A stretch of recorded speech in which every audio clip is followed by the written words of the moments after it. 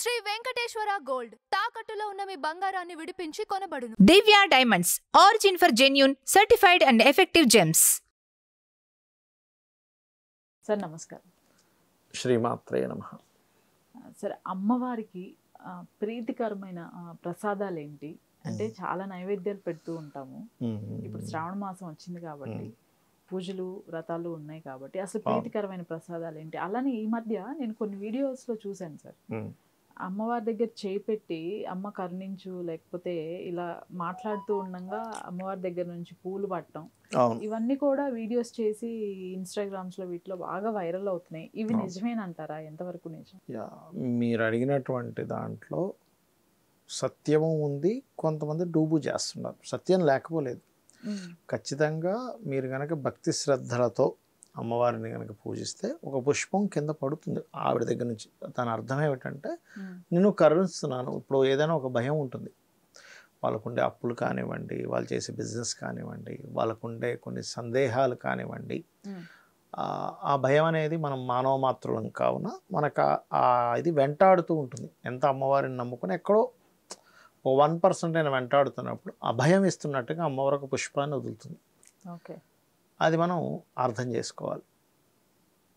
ఇక కొంతమంది మీరు అన్నట్టుగా కొంతమంది కావాలని ఏదో పువ్వులు దొయ్యడం కొంతమంది చేస్తారు, అందరూ చేస్తారని అనుకోవట్లేదు. ఎవరో ఒక 100 మందిలో ఒకటి అట్లాంటి పని కూడా చేసే వాళ్ళు ఉన్నారు. ఎందుకంటే మనం ఫ్యాక్ట్స్ మాట్లాడుకోవాలి, నిజం లేదంటే ఎవరు చేయరు అనడానికి లేదు. అంటే కలి యొక్క ప్రభావం అలా ఉంది. ఇక మీరు మొట్టమొదటి క్వశ్చన్ ఏమడిగారంటే ఏదంటే అమ్మవారికి ఇష్టము. అందరూ ఏంటంటే పాయసాన్న ప్రియ అని చెప్పి లలితా సహస్రనామాల్లో అన్నారు కదండి, అందుకని పాయసాన్నం పెట్టేస్తారు. ఫైన్.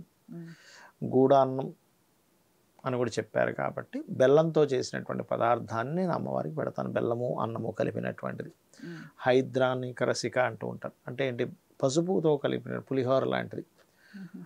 ఇంకొంతమంది వడలు పెడతారు, రకరకాలు పెడతారు. ఇక్కడ మనం ఒక విషయాన్ని అర్థం చేసుకోవాల్సింది ఏంటంటే లలితా సహస్ర నామాలు కాదు, అది లలితా సహస్ర రహస్యనామాలు వాటి పేరు. అంటే బాహ్యార్థము నిగూఢార్థము వేరే ఉంటాయి దాంట్లో. బాహ్యార్థం ఏమిటి? పాయసాన్న ప్రియ అనగానే పాయసాన్నం అమ్మవారికి ఇష్టము, ఇది బాహ్యార్థం. నిగూఢార్థం అంటే ఏమిటి అంటే ఇక్కడ నేను మీకు వచ్చిన ఉదాహరణ చెప్తా చూడండి. నువ్వు చాలా ఓపెన్గా ఉండాలి అన్నావు అనుకోండి, ఎవరినైనా అంటే ఓపెన్గా ఉండాలంటే దాని అర్థం ఏంటి? చెట్టు ప్యాంట్ ఇప్పేసుకొని ఉండాలనా? ఓపెన్ మైండెడ్గా ఉండాలి, కుంచితత్వంగా ఉండొద్దు, అంతే కదా. బాహ్యార్థమేమో ఓపెన్గా ఉండాలంటే సరే నేను అందరితో ఓపెన్గా ఉంటాను అనొచ్చు. మనసు లోపల నుంచి ఓపెన్ అయ్యి ఉండాలనేది ఇంకొక అర్థం. ఇక్కడ ఏంటంటే పాయస అన్నము ప్రియము అమ్మవారికి. మనం పెట్టే పాయసమే తీసుకొని ఇంకా ఆవిడ ఇంకా పాయసం దొరకదా? ఆవిడ అనుకుంటే లోకాలన్నింటినీ పాయసాన్ని చేయగలదు. పెద్ద పాల సముద్రాన్ని, పాయస సముద్రాన్ని ఆవిడ సృష్టించుకోగలదు. ఆవిడికి మనలాగా ఆకలి, దప్పిక, నిద్రలు ఏమైనా ఉంటాయా? మరి మనం ఎందుకు ఇస్తున్నాము? మనము ఇష్టంతో ఇస్తున్నాం, మన కోరిక నెరవేరడానికి ఇస్తున్నాం అనిపించవచ్చు. మరి అలా అన్నారు కదండి, మనం ఎందుకు ఇస్తున్నాం? మరి ఆవిడ తిననప్పుడు, ఆవిడకే బోల్డ్ ఉన్నప్పుడు అంటే నీ యొక్క కోరిక, నీ యొక్క సంకల్పం, నీకున్న బాధ నెరవేర్చుకోవడానికి ఇస్తున్నావు. ఓకే, మరి దీని నిగూఢ అర్థం ఏమిటి? బయటికి చూడడానికి పాయసాన్న ప్రియ అన్నారు కదా అంటే పాయసం ఎలా ఉంటుంది? తెల్లగా ఉంటుంది, పాలతో చేస్తాం, తీయగా ఉంటుంది. అంటే నీలో ఆ గుణాలు ఉండాలి. అంటే పాయసం లాంటి స్వచ్ఛంగా ఉండే తత్వము, తీపిగా ఉండే తత్వం, అంటే సౌమ్యంగా ఉండే తత్వం నీలో ఉండాలి. అది అమ్మవారికి ఇష్టము. గూడాన్నం అంటే బెల్లము. బెల్లానికి ఎక్కడా కూడా మీరు గమనించండి, దానికి దోషం ఉండదు అంటారు. అంటే మనం రకరకాల ప్రదేశాలకు వెళ్ళొచ్చు, లేకపోతే కొన్నిసార్లు ఎవరో చనిపోయారనే దాంట్లో ఉన్నప్పుడు కొన్నిటిని ముట్టుకున్నప్పుడు, లేకపోతే స్త్రీలు బయట చేయనప్పుడు కొన్ని ముట్టుకున్నప్పుడు అవి పూజకి పనికిరావు మళ్ళీ అవి. కానీ బెల్లం అలా కాదు. బెల్లాన్ని నైవేద్యం పెడుతూ ఉంటాం మనం. చూడండి, ఏమీ లేకపోయినా బెల్లం పెట్టండి, బెల్లానికి దోషం ఉండదు అంటూ ఉంటాం. అంటే ఏమిటి? అమ్మవారి గూడాన్నం అంటే ఎందుకు ఇష్టము అంటే ఇక్కడ మనం అర్థం చేసుకోవాల్సింది, నువ్వు ఏ దోషము అంటకుండా నీ జీవితాన్ని నడిపించు.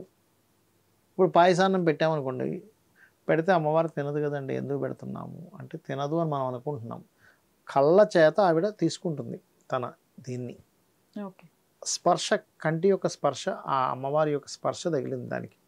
దాన్ని మనం స్వీకరించడం ద్వారా మనకి సంతోషము, మనశ్శాంతి లభిస్తుంది. పాయసాన్నం తీసుకుంటే మనం అమ్మవారికి నివేదన చేసినటువంటిది. గూడాన్నము తీసుకుంటే ఏమవుతుందని మనకు ఉండేటువంటి దోషములు, శని దోషాలు పోతాయి. ఓకే. ఇక హైద్రం అంటే పసుపు అన్నము. ఇక్కడ పసుపు దేనికి ప్రతీక? గురుగ్రహానికి ప్రతీక. గురుగ్రహం గురుబలము, దైవ బలము అంటూ ఉంటాను చూసారా.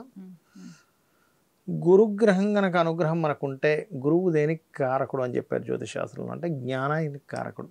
జ్ఞానం లేదా నీకు తిడుతూ ఉంటాం, బుద్ధి జ్ఞానం లేదా అంటాం. ఎందుకు జ్ఞానాన్ని తీసుకొచ్చాం మనం అక్కడ? బుద్ధిని ఎందుకు తీసుకొచ్చాం అంటే మనకు కావాల్సిందే అది. నువ్వు జ్ఞానవంతుడివై ఉండాలి, అలా అయితే అమ్మవారికి ఇష్టం అని అర్థం అక్కడ. ఓకే. అలాంటిది అమ్మవారు స్వీకరిస్తుంది. ఇక్కడ ఏంటి, ఎందుకు పెడుతున్నాం? స్వీకరించడం కోసం. అంటే నీలో ఈ గుణాలు ఉంటే, స్వచ్ఛతగా ఉండేది, ఒక ప్రశాంతంగా ఉండే గుణము, స్వచ్ఛతగా ఉండే గుణము ఈ పాయసాన్న అనుకుంటే, నీలో ఉన్నటువంటి ఎటువంటి కల్మషాలు లేకుండా ఉండేటువంటిది గూడాన్నం అనుకుంటే, జ్ఞానం గనక ఈ హైద్రాన్నం అనుకుంటే, అంటే స్వచ్ఛత, కల్మషములు, జ్ఞానముతో నీకు నిండి ఉన్నప్పుడు అమ్మవారుకి నువ్వు ప్రియుడు అవుతావు. ప్రియుడు అంటే నీకు అమ్మవారు ఇష్టం, నువ్వు అమ్మవారికి ఇష్టడు అవుతావు. అప్పుడు తనలో నిన్ను కలుపుకోవడానికి ఈ క్వాలిటీస్ ఉండాలని చెప్పడం ఆ 3 ప్రసాదాలకు అర్థం. అంతేగాని ఊరికి ఆవిడికి ఏదో పెట్టేసి అమ్మ తీసేసుకొని వెళ్ళిపోయి మళ్ళీ అది తినేస్తా కాదు. నిగూఢమైన అర్థం ఇది. శ్రీమాత్రే నమః.